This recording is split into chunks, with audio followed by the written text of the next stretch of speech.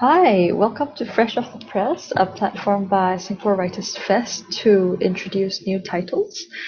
Thanks SWF2020. I'm here with MOK ZINING, who is obsessed with random things, orchids, arabesques, sand, and currently she's working towards an MFA in creative writing at the University of Minnesota, where she teaches writing. ZINING spends most of her free time dancing, and we are talking about her newest book today. Is it your debut? It's my debut, yeah. It is your debut. Congratulations. So, The Orchid Folios is a book of poetry about the infamous Vanda Miss Joaquim. And like the origin of this flower, The Orchid Folios wrestles with uneasy histories only to pivot into unexpected beauty. And of course, I'm Marilyn Tan, interviewing Zining about her newest and most beautiful book. So thanks for having this chat with me. And the thing that struck me almost immediately about the Orchid Folios is that it swerves between personal narrative and historical documentation. So can you speak on what you deem to be the significance of the form of docu-poetry and its role in civic life? Yeah. I think part of it was I didn't start out being like, oh, I'm gonna write a book of poetry. I think it was pretty much like I have a very kind of promiscuous approach to poetry. I feel like anything could be part of poetry. And so for me, it was really that like interest in the subject matter that kind of got me thinking about all of these historical documents. And yeah, I think that for me, I don't see like a strict kind of difference between like historical documents and the daily life that we kind of live in. And so in this collection, I really wanted to highlight the lack of a strict boundary, I guess, between like what we see as like historical documents and everyday life. Yeah. Right. Cool. And what about, so you've mentioned civic life as well. So how does that fit into your work in civic life? Mm. Yeah, I think for me, this kind of started out a lot as a way to engage in civic life, actually, because I was living abroad, and I was writing this collection in 2019, and I just felt kind of like away from Singapore and like isolated and not engaged, and so a big part of it was like my personal wish to engage in like conversations, in civic discourse, and yeah, not just like live apart and outside of this world. Okay, cool. Yeah, I really feel that thing about being promiscuous in your approach to poetry as well. So what is something that you wished more people knew about horticulture or orchids? Hmm, that's a really interesting question. I think with regards to this, like what I was most surprised by, or not surprised by, but what I was most taken with in the process of research was um, the history of the Singapore Botanic Gardens and Right.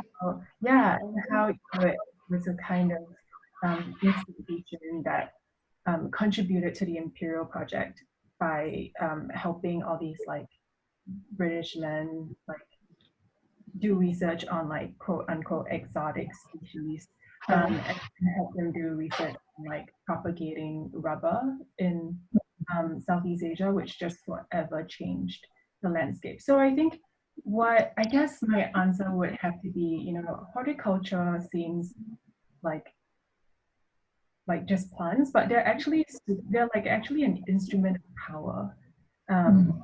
which is so interesting to me. Yeah. Yeah, and I think that sort of conflict or uneasy relationship with power also kind of permeates your entire book, right? So you talk about like official and or non-official narratives, and that's it's very interesting because you in your interview with Singapore Unbound, you kind of wrestle with um, the power of like colonial narratives as well. And you mentioned not wanting to perform for an audience that exoticizes or fetishizes you or your culture. So how do you reconcile or negotiate that? Yeah. So first of all, I think I had to write a lot of trash. Like Yeah, I feel that. yeah, writing out all the trash and like purging it from like myself to kind of get at the actual meat of the stuff, you know. So I think I like let myself write a lot of stuff that I saw was like exoticizing, um, which I hope will never be found. But I think is that first that permission to recognize that like I myself am culpable and that I myself participate in a lot of these narratives. So that was like the first step for me, recognizing exactly where I participate in the narratives of exoticism and then like finding new ways to work around it. Yeah. Right. Okay. Yeah. So cool. So do you feel an obligation to truth telling since you feel like um, there's a certain I guess deconstruction and self observation of your position in the world, right? So what obligations do you feel that you have with regards to sort of maintaining veracity in your work? Mm. Mm. That's interesting. I mean, I think I would say that there is an obligation to truth, but I also feel like that would get slippery really fast. Yeah. Yeah. Um, I think that I feel at least an obligation to like see properly and like see from all angles instead of just like see from the one or like the few angles that I'm like more familiar with. And which is why I guess I tried to look at the pocket in this collection, all of these different ways, you know, in biotechnological ways, in historical ways, in national ways, in geological ways, in pottery ways. So I think for me, it's like kind of hoping that all of these different approaches can fill out the orchid as precisely as possible. Yeah. Okay, nice. And do you feel any other obligations in the work of writing poetry? Hmm. Any obligations? I mean, they could just be personal ones or. Yeah.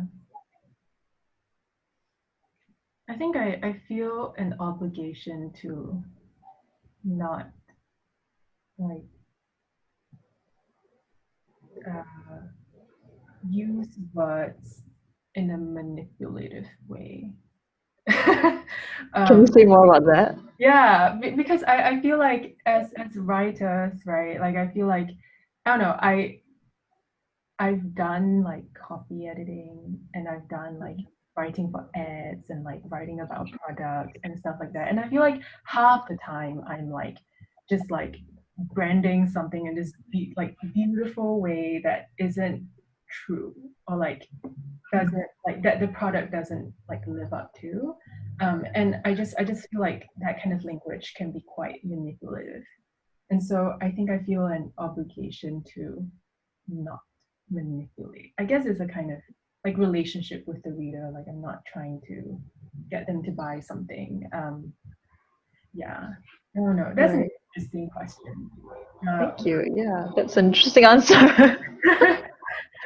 Do you view any obligations to? um, yes, I think that I feel quite the same way in terms of, like if you write for corporate situations, you necessarily have an agenda, right? And you kind of don't want to bring that agenda into your relationship with the reader in a work of creative or otherwise artistic expression. But I also feel like I have an obligation to not be boring.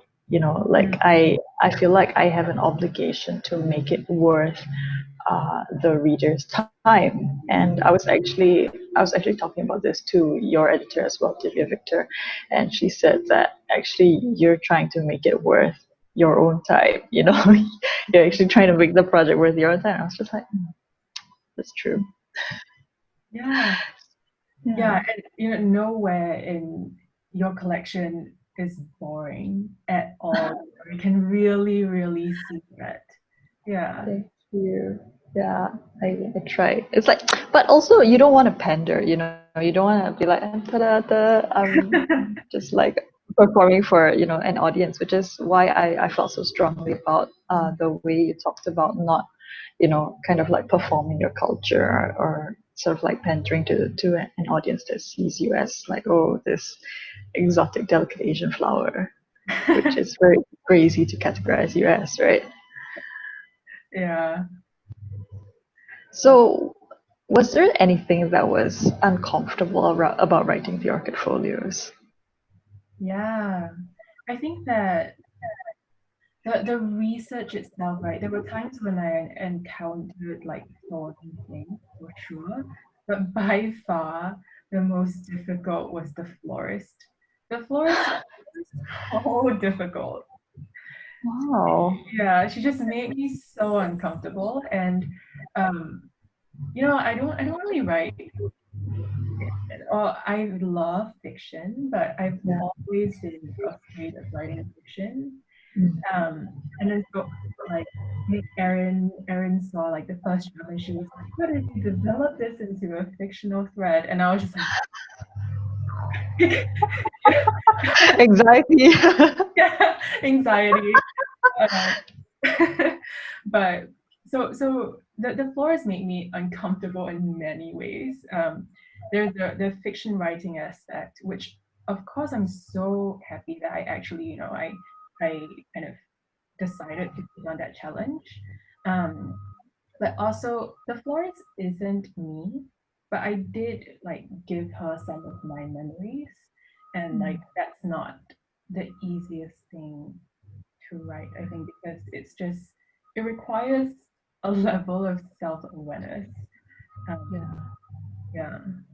Yeah, but I'm really glad that you took on that challenge because it really adds a certain dimension of um, emotion and accessibility that we don't see otherwise. And it was quite lovely because I was, it's like that thing where you're kind of wondering, is this true, is it not true, is it like, did this actually happen, which is something that happens perhaps throughout the book as well, right? And yeah, I just thought that it was a very lovely way for us as the readers to kind of get introduced to the idea of floristry. Yeah, it introduced me to the idea of floristry as well. I'm not a florist at all. So, how did you decide to, I guess, follow this obsession or, kind of um, delve into this interest? Hmm. You mean specifically forestry or I orchids? guess specifically floristry, because there's a lot of ways in which you could like penetrate the subject matter, right? So, why did you choose floristry? Yeah. So, I was just thinking about this, yes, like I think yesterday actually. Um, so I love doing research, and I tried to do research on the orchids in as many of ways as I could. And one of the first ways that I did research on orchids was, of course, through etymology. And Mm. so I spent a lot of time looking at like etymology dictionaries, partly because I like am procrastinating and I don't want to. It's research, it's fine. Yeah, so what really, really interested me in etymology was how how different sometimes the origins of the words are. and how like a lot of times when we use it in our everyday life, right, we're actually only activating a part of a word that's super surface, that's like the most recent. And so I saw this kind of like history of words thing. And then so I just kept looking at etymology and I kept procrastinating. And then like one day, I guess like I just started thinking about like words and cuttings because I was also writing about pockets. So I was thinking about floristry. And then so I was like, a word is kind of like a cutting. You know, a word is kind of like a cutting from a larger plant. And then so that from there like spiraled the entire first poem. A word is a cutting, a sentence, a bouquet. And so from there the metaphor kind of like grew unruly by itself.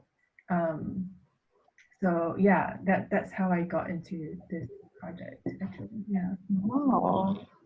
It's very nice and it's very interesting. I mean, to me personally, because I'm a linguist, so I'm like a language nerd. So I'm just like, Mm-hmm. yeah, that's true. You know, you can't divorce language from its context. But yeah, okay, that's that's really fun actually, and it does kind of like take on its own sort of like a map, right? Like, and branch out like roots. Um, Yeah, I just really enjoy the way that the Orchid Folios sort of traverses all of that, and it doesn't shy away from any one form as well. And it was very unexpected for me because I find that a lot of the time when we seek to talk about history or we seek to talk about a particular happening, we have an agenda in framing it, and I didn't feel that with you. You know, I didn't feel that you were oh, you know, to extend the metaphor, we you were trying to like make a particular like a bouquet of like an aesthetic to, you know, but it was as if you kind of laid out everything, and it's just like, nah, you just do what you want with it. Yeah, that was really lovely, and thank you for writing the Orchid Folios. Oh, thank you. Yeah, that's really, really nice to hear. Um, I mean, I did have to write a bunch of. So initially, this project started out as sci-fi poetry, and it had such an agenda, you know, and I really disliked it.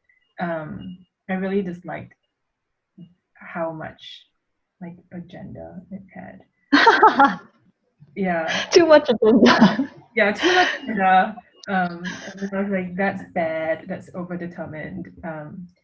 And then so I decided to like rebel against my own approach, I guess. Yeah. Right. But sometimes you do have to destroy it in order to like, you know, get whatever is essential and whatever is left. Yeah. I definitely agree with that.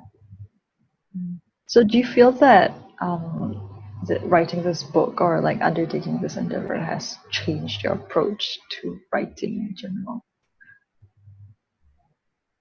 Mm.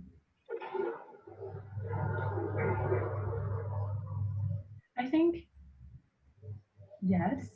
Um, in the sense that like I have always done a lot of research. And with this project, I did do a lot of research, but then it also came to a point where I had to be like, okay, I have to stop. Like, you just have to stop. You have to stop doing research. You have to stop letting the research determine your agenda. And so it was a kind of like leap of faith for me to not hang on to the research and not hang on to all this work that so many of these like really amazing scholars have done on Singapore history, and to trust my own approach. So that was hard, like to take that leap of faith, I think. Right. Yeah. Yeah, I think that sometimes over documentation or archival can be a kind of crutch as well, right? And it kind of stops us from forming our opinions because we get so obsessed with like documenting what's come before us Mm-hmm. that we forget to sort of like take our place in the canon. Yeah, yeah, yeah. Yeah, but I am very glad that you took your place in the canon. And thank you. I think that's it. If you want to get a copy of the Orchid Folios, it's out now, and you can get it directly from Ethos Books and Bookstores Island Wide. And thank you, Zining, for talking to me about it. Thanks, Marilyn.